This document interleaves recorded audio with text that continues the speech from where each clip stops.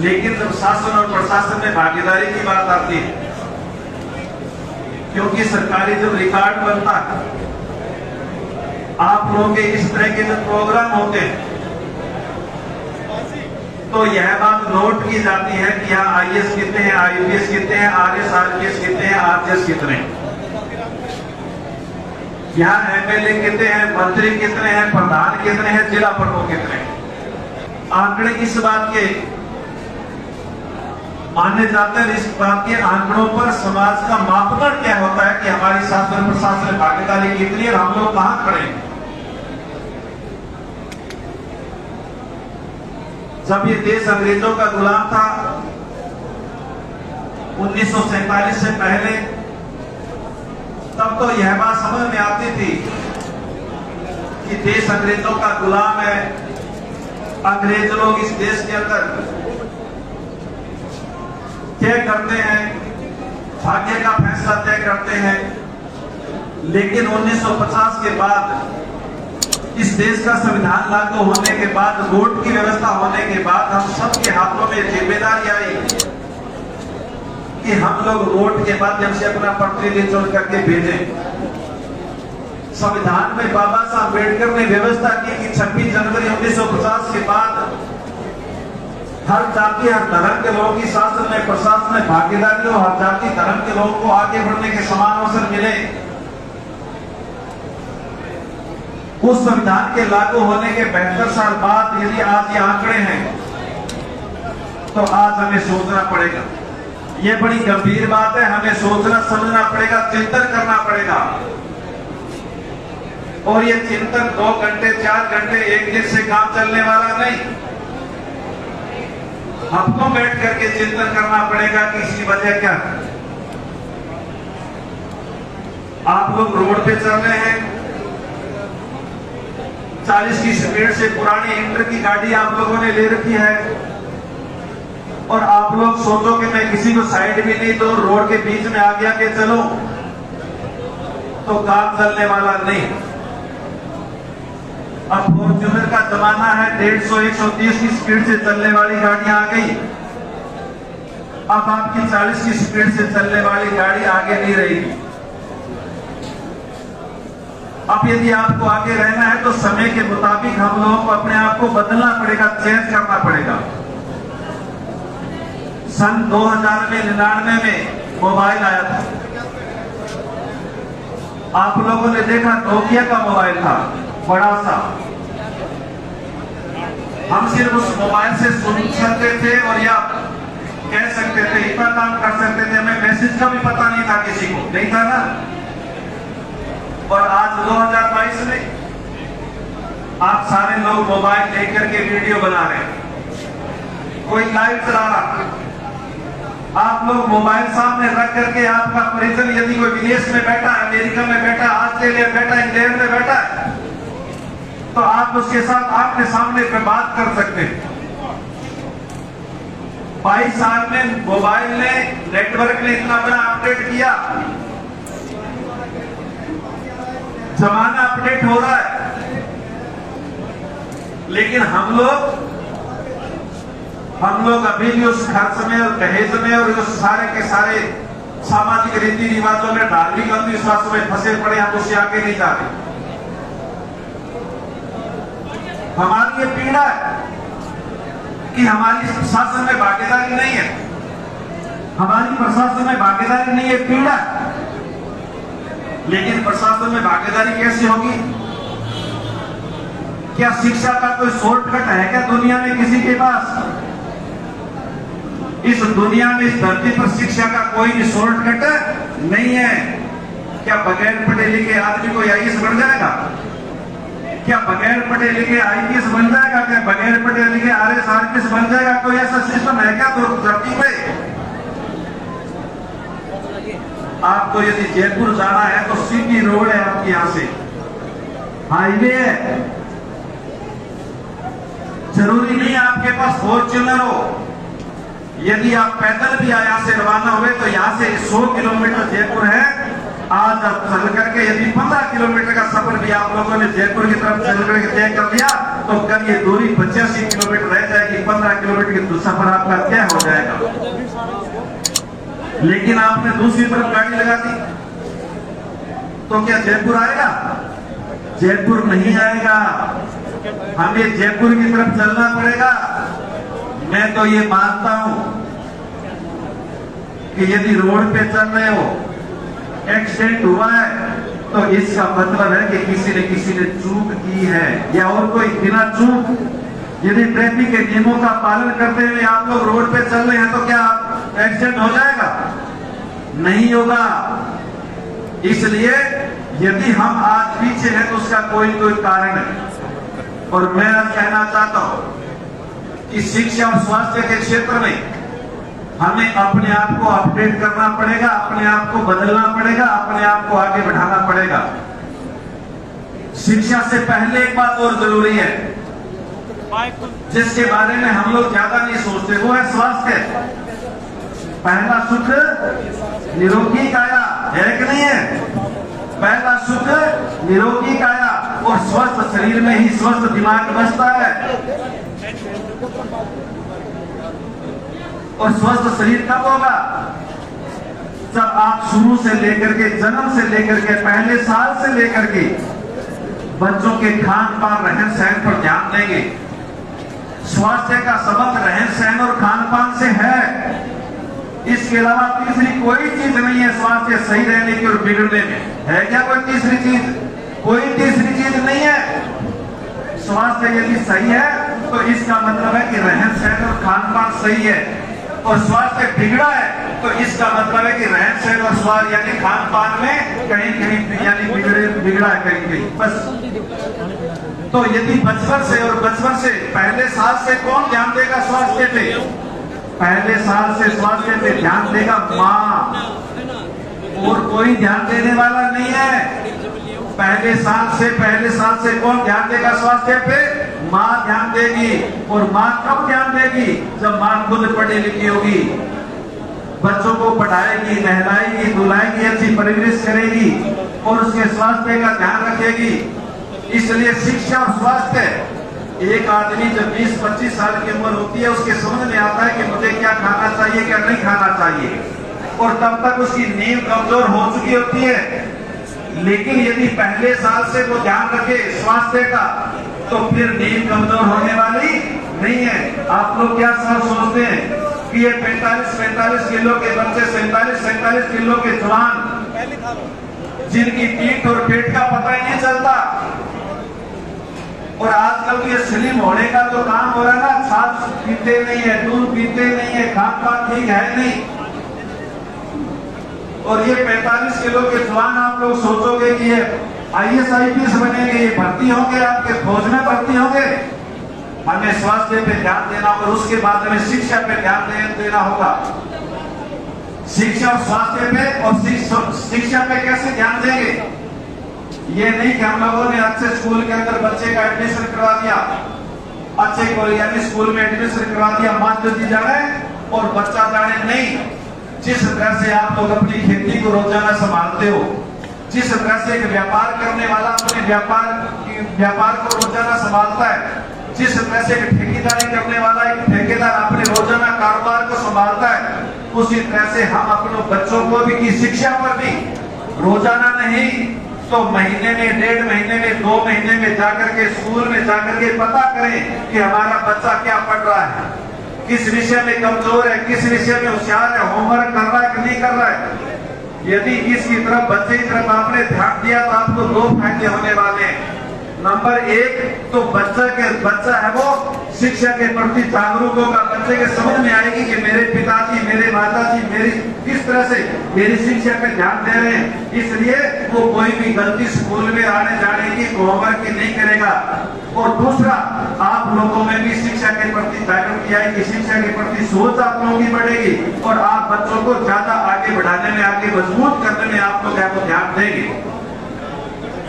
इसलिए जब बच्चा 10वीं कर ली, उसके बाद हम लोग बच्चों का चयन करें। आज जिस तरह से आप लोगों ने बच्चों का चयन किया, समाज की बहुत सी प्रतिभाएं ऐसी हैं जो होशियार है, पढ़ने में होशियार है, लेकिन उन प्रतिभाओं को आगे बढ़ने में आर्थिक स्थितियां रुकावट आती है। गंगानगर हनुमानगढ़ में सावित्रीबाई फुले आश्रम चलता है। तो दोस्त अभी 1.5 साल ये कोरोना का निकल गया, उससे 2 साल पहले सावित्रीबाई फुले आश्रम ने पूरे जिलों के अंदर ऐसे बच्चों की खोज की, प्रतिभाओं की खोज की। +2 के अंदर जिन बच्चों के 90 से वो नंबर थे, 90% से ज्यादा नंबर थे, उन बच्चों को खोजा और उन बच्चों को खोज करके उनके परिवार के लोगों को मोटिवेट किया। उनके परिवार के लोगों को कहा कि आपको बच्चों को कहां पढ़ाना है, और आपको यह जान करके खुशी होगी कि 22 बच्चों का चयन करके, 22 बच्चों की खोज करके उन 22 बच्चों का एडमिशन दिल्ली यूनिवर्सिटी में सावित्रीबाई फुले आश्रम गंगानगर हनुमानगढ़ में करवाया। जब और उनमें महत्वपूर्ण बात क्या है, 15 परिवार ऐसे थे जिन परिवार के लोग, उनकी आर्थिक स्थिति ठीक थी और वो उन बच्चों का भार सहन करने में, आर्थिक भार सहन करने में सक्षम थे। लेकिन 7 परिवार ऐसे थे जिन लोगों ने आगे बढ़ाने के लिए हाथ खड़े कर दिए कि हमारे पास कोई पैसा नहीं है। उन 7 बच्चों का टोटल पैसा किराए से लेकर के, हॉस्टल से लेकर के, स्कूल से लेकर के, फीस से लेकर के, आने जाने से लेकर के टोटल खर्चा कौन वहन करता है? सावित्रीबाई फुले आश्रम वहन करता है। जब दिल्ली यूनिवर्सिटी में पढ़ाई करने के बाद जब वो बच्चे निकलेंगे, उन बच्चों में जो दिमाग का लेवल है ना, वो अलग होगा, उनकी सोच अलग होगी। वो गाय भैंस के चक्कर में नहीं पड़ेंगे, वो सोचेंगे कि हमें विकास कैसे करना है, हमें तरक्की कैसी करनी है, विज्ञान कैसे आगे बढ़ सकता है, टेक्नोलॉजी कैसे आगे बढ़ सकती है, संविधान आपके मजबूत कैसे हो सकता है, और हम लोग संवैधानिक दायरे में रह करके अपने आप को मजबूत कैसे कर सकते हैं। इसलिए हम लोग इस तरह से जो संस्थाएं हमारी बनी हुई है, वो संस्थाएं इस तरह के जो बच्चे हैं, +2 के बाद बच्चे का एक यानी मोटा आंकड़ा लग जाता है कि इस बच्चे की क्या रुचि है, किस क्षेत्र में रुचि है। जिस क्षेत्र में उस बच्चे की रुचि है, उस क्षेत्र के अंदर भी बच्चों को आगे बढ़ाने का काम करें, और ये काम ऐसी संस्थाएं करें। और यदि हम लोग तहसीलों में, जिलों में जो भी संस्थाएं हम लोगों ने बना रखी है, वो संस्थाओं के लोग यदि इस तरह का चयन करके और हम थोड़ा सा प्रयास करें, तो हमारी कोई भी प्रतिभा इसलिए दम नहीं तोड़ेगी कि उसको आगे बढ़ने के लिए उसकी आर्थिक स्थिति, उसके परिवार की कमजोर है। यदि मैं आज कहना चाहता हूं कि यदि कोई प्रतिभा आर्थिक तंगी की वजह से आगे बढ़ने से रुकती है, तो हमारे पास जो ये पैसा है, ये बंगले, रिश्ते वाले आते हैं ना, तब वो कहते हैं ना मेरे पास इतनी जमीन है, इतनी दुकान है, बाकी तो नहीं बताते, लेकिन लड़के के रिश्ते वाले आते हैं तब जरूर बताते हैं। तो वो हमारे किसी भी काम की नहीं है, क्योंकि वो किसी काम नहीं आ रही है। इसलिए उसके बाद जब यानी बच्चे शासन और प्रशासन में आपकी भागीदारी होगी, कोचिंग सेंटरों के माध्यम से, हॉस्टल के माध्यम से, छात्रावासों के माध्यम से हम बच्चों का मनोबल बढ़ा सकते हैं और बच्चों को आगे बढ़ाने का काम हम लोग कर सकते हैं। इसके साथ साथ शासन में भागीदारी की बात है। बड़ी पीड़ा है कि हमारे पास पूरे प्रदेश के अंदर 1-2 प्रधान क्यों है, पूरे प्रदेश में हमारे पास जिला प्रमुख एक भी क्यों नहीं है, पूरे प्रदेश में हमारे पास विधायक 3 ही क्यों है, ज्यादा क्यों नहीं है। लेकिन ये पीड़ा इसलिए है, मैं अभी आपको क्लियर करना चाहता हूँ। हर माँ बाप ये सोचता है कि मेरा बेटा पढ़ाई लिखाई करने के बाद नौकरी लगे, हर माँ बाप ये सोचता है कि मेरा बेटा पढ़ाई लिखाई करने के बाद मेरा बिजनेस संभाले, हर माँ बाप ये सोचते हैं कि मेरा बेटा पढ़ाई लिखाई करने के बाद कोई प्राइवेट जॉब करे, हर माँ बाप ये सोचते हैं कि मेरा बेटा पढ़ाई लिखाई करके और ना तो मेरी खेती बाड़ी संभाले। कोई माँ बाप क्या ये कहता है कि मेरा बेटा पढ़ाई लिखाई करने के बाद राजनीति करे? नहीं कहते। तो कहां से आएंगे? ये तो वही बात हो गई, देश को आजाद करवाने के लिए भगत सिंह की जरूरत है ना। तो सब लोग चाहते हैं कि भगत सिंह होना चाहिए, सबकी इच्छा है कि भगत सिंह होना चाहिए, लेकिन हर कोई कहता है कि भगत सिंह होना तो पड़ोस वाले घर में चाहिए, मेरे घर में नहीं, क्योंकि भगत सिंह को तो फांसी लगती है। तो इसलिए जब तक हम लोग अपने बच्चों में इस तरह का मोटिवेट करके अपने बच्चों को आगे बढ़ाने का काम नहीं करेंगे, राजनीतिक क्षेत्र में नहीं उतारेंगे, छात्र जीवन में सारी की सारी पार्टियों के संगठन बने हुए हैं। हमारे कितने बच्चे हैं वो छात्रों की जो राजनीतिक विंग बनी उनमें काम करते हैं, उसके बाद यूथ विंग बनी हुई उनमें काम करते हैं, उसके बाद मुख्य संगठन बने हुए उनमें काम करते हैं। जब हम काम नहीं करते, क्योंकि राजनीति भी हमारे समझ में कब आती है, जब हमारी उम्र 30 साल की, 35 साल की, 40 साल की हो जाती है, तब समझ में आती है कि हाँ, राजनीति में भागीदारी होनी चाहिए। और तब किसी पार्टी में आप लोग जाते हैं तो आपको लोकल एमएलए भी जानता नहीं है, क्योंकि इसके साथ तो आप किसी के साथ रहे नहीं, जानेगा कैसे? कोई भी मंत्री आपको बैठने के लिए कहता नहीं है, क्योंकि मंत्री आपको जानता ही नहीं है। तो इसलिए फिर हमें पीड़ा होती है, साहब हमें कोई जानता तो है नहीं, मैं क्या क्यों राजनीति करके। और मेरा निवेदन है, आज राजनीतिक क्षेत्र के अंदर जो लोग आगे बढ़ रहे हैं, उन लोगों को हम लोग मदद करने की आदत डालें। एक बात हम लोगों ने राजनीति के बारे में और दिमाग में फीड कर रखी है, कौन सी? कि राजनीति तो घर फूंक के तमाशा देखने वाली बात है। राजनीति तो घर फूंक करके तमाशा देखने वाली बात है। मैं कहना चाहता हूं, इस बात को आपको खारिज करना पड़ेगा। कितने लोगों के घर फूंकवाओगे आप लोग? एक आदमी सरपंची का चुनाव लड़ा, घर फूंक लिया, अगली बार वो तो तैयार नहीं होगा। अगली बार दूसरा आपने तैयार किया, उसने घर फूंक लिया, फिर दूसरी बार, तीसरी बार वो भी तैयार नहीं होगा। मैं कहता हूं कि जो लोग क्षेत्र में, राजनीतिक क्षेत्र में आगे बढ़ते हैं, और मैंने इस बात को खारिज किया है कि पैसे से राजनीति होती है। मैंने 1989 के अंदर जब राजनीति में कदम रखा, प्रण किया कि मैं शादी नहीं करवाऊंगा और मेरे नाम से धरती पर कोई संपत्ति नहीं होगी। बताओ, जब बगैर पैसे के, एक पैसे की भी कोई संपत्ति के जब कोई आदमी राजनीतिक क्षेत्र में आगे बढ़ सकता है, तो आपके बच्चे क्यों नहीं बढ़ सकते? बढ़ सकते हैं, लेकिन हमारे दिमाग में दूर बैठा हुआ है। मैं कहना चाहता हूं कि हमारे समाज के जो लोग हैं, जो सरपंच का चुनाव लड़ रहा है, कोई प्रधान का चुनाव लड़ रहा है, कोई जिला परिषद का चुनाव लड़ रहा है, हमारे लोग उनकी मदद करने की आदत डालें। दिमाग उसका लगे, समय उसका लगे, लेकिन क्या थोड़ा थोड़ा पैसा खर्च करके, थोड़ा थोड़ा पैसे का कलेक्शन करके हम लोग उसकी मदद नहीं कर सकते? नहीं कर सकते तो फिर ये रोना मत रो, हमारा राजनीति में कोई आदमी नहीं है। यदि मदद नहीं कर सकते तो ये रोने से कोई फायदा नहीं है। और यदि मदद कर सकते हैं तो इसी स्टेज पर एमएलए और एमपी और मंत्री बैठने की कोई ताकत आपको रोकने वाली नहीं। इसलिए मेरा कहना है, हमारे पास पैसे की कमी नहीं है, हमारे पास समय की कमी नहीं है, हमारे पास दिमाग की कमी नहीं है, लेकिन तीन चीजों पर हम लोग अपना समय, पैसा और दिमाग जाया करते हैं, फालतू का खर्च करते हैं। जिनमें सबसे पहला है सामाजिक रीति रिवाज।